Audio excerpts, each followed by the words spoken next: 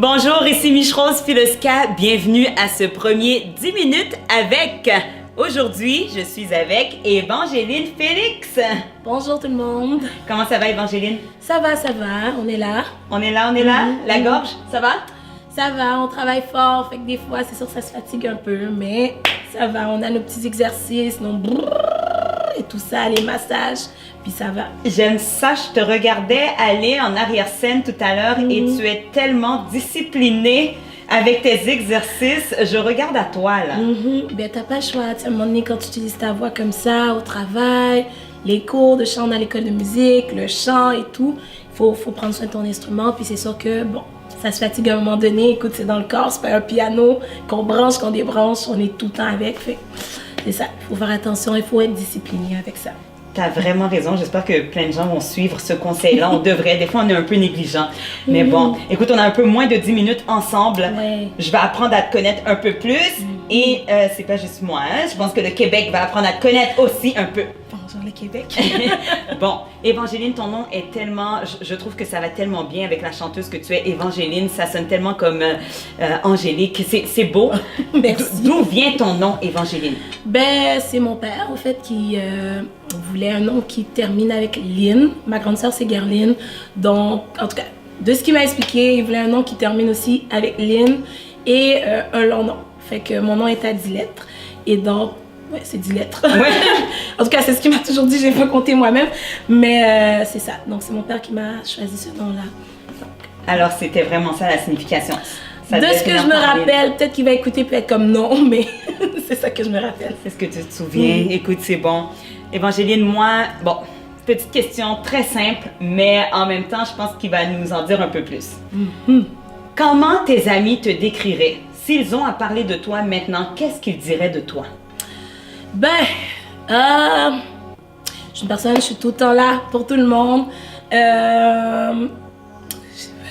On va peut-être dire que je suis drôle à ma façon. Ouais.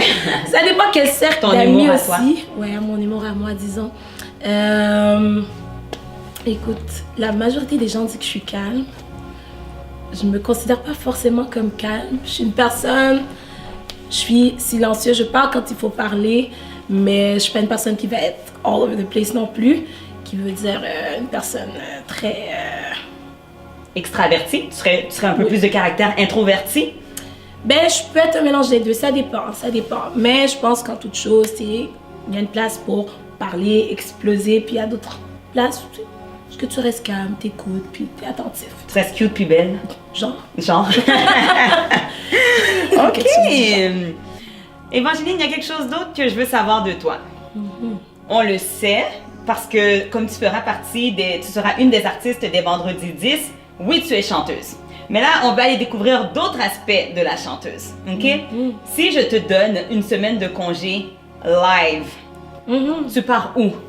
Qu'est-ce que tu fais? Mexico. Oh, Mexico. Je pars au Mexique, je vais sur la plage, je dors et je dors et je dors. Tu vois, j'aime cette question-là.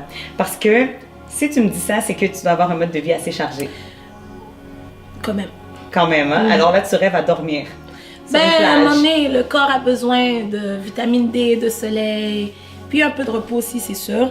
Mais des belles vacances, ça me ferait vraiment du bien, là. Ça, c'est sûr. Demain, tu me dis congé, vacances. Puis au Mexique, on mange bien des tacos, ça va? Ben, c'est ce qu'on m'a dit. Je suis jamais encore allée, mais... Non, je te le confirme. Okay. J'ai été 2 fois. La nourriture est juste malade. J'aime la nourriture du Mexique. Ah ouais. Désolée tout le monde. OK, c'est bon ça. Et Évangeline, une autre petite question qui va nous rentrer un petit peu dans ta vie. Si tu as quelque chose à améliorer de toi, qu'est-ce que tu nous dirais que ce serait? Je suis une personne, je réfléchis beaucoup. Il faut que je vois les pour et les contre, et les pour et les contre. Avant que je fasse quelque chose, il faut vraiment que je calcule où est-ce que ça s'en va, qu'est-ce que j'ai comme conséquence, qu'est-ce que je peux amortir et tout. Des fois, tu sais, il faut être un peu plus spontané. Puis ça, c'est comme le contraire avec mon mari qui est carrément comme, il fonce, puis après c'est comme, ok, il regarde. Donc c'est ça, peut-être un peu plus des fois, mais c'est pas la spontanéité forcément, il y a un mot pour ça, c'est... T'aimerais être plus rigide? Non, c'est pas dans la rigidité au fait, c'est foncer. Ok, carrément foncé. Quand il faut, ben, faut vraiment foncer. Des fois, il faut que je vois les paramètres et tout. Donc, c'est ça. Ça serait un peu plus fonceuse dans les choses. Je comprends. C'est bon ça. Mais écoute, Évangéline, tu le dis, mais moi je vois de toi tellement une femme avec plein de projets parce que tu es infirmière de profession. Depuis combien d'années déjà? Mon Dieu, là, ça va faire, on est en 2019, ça va faire 12 ans. Ça va faire 12 ans. Hey, depuis 12 ans, infirmière de profession. Tu es professeure de chant. Oui. Et tu es également, en tout cas, je sais que tu as plusieurs chapeaux. Là, moi, je te vois et tu es une des fondatrices du Vendredi 10. Oui. Pas vrai? Et là, tu as le privilège d'en être une des artistes. Comment te sens-tu à l'idée? Est-ce que tu es fébrile? Est-ce que tu as hâte? Te sens-tu excitée par rapport à... Ben écoute, c'est pas plus fébrile, genre le trac et tout, mais c'est de juste pouvoir donner quelque chose au monde, donner quelque chose ici au Québec. Puis on sait que, tu sais, notre vision, c'est vraiment d'offrir ce moment-là aux gens qui ont pas forcément l'occasion de s'arrêter puis d'assister à des concerts gospel. Fait que je pense que on est peut-être parmi peu de personnes qui ont cette vision-là à cœur.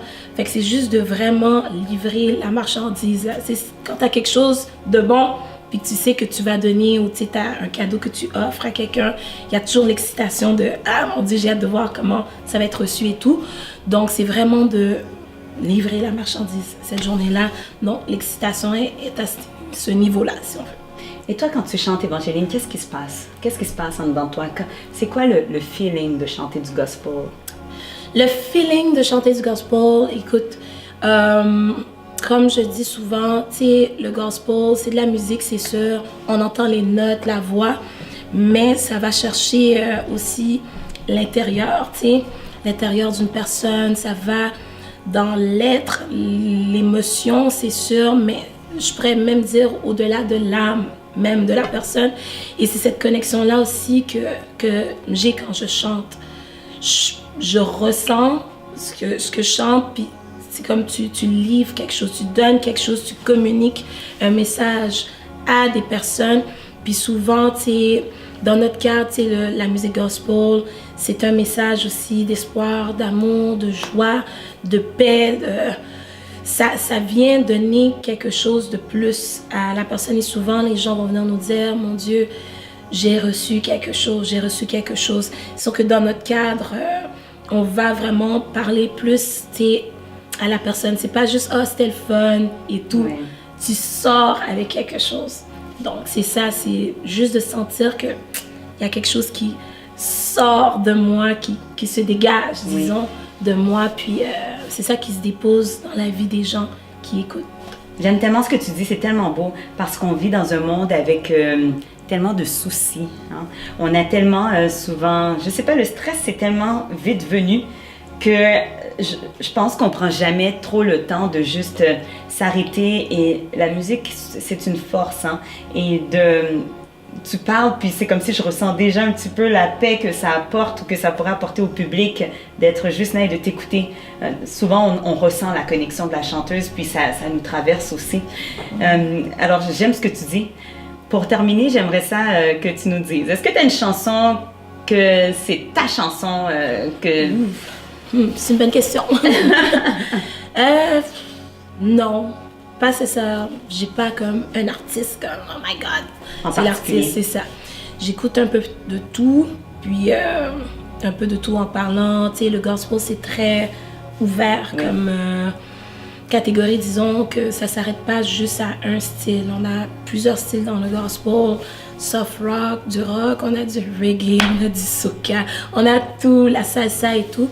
Donc c'est sûr que mes tendances sont plus vers le gospel, mais de différents styles. Okay. J'ai pas comme un artiste préféré ou un chant fixe que je sais pas que j'écoute à chaque matin. Ça va dépendre aussi des temps, des saisons. Des fois le matin j'ai besoin de upbeat, d'autres fois j'ai plus besoin de méditer un peu, d'être un peu ça plus va avec, zen. excuse-moi l'anglicisme, mais ton mood.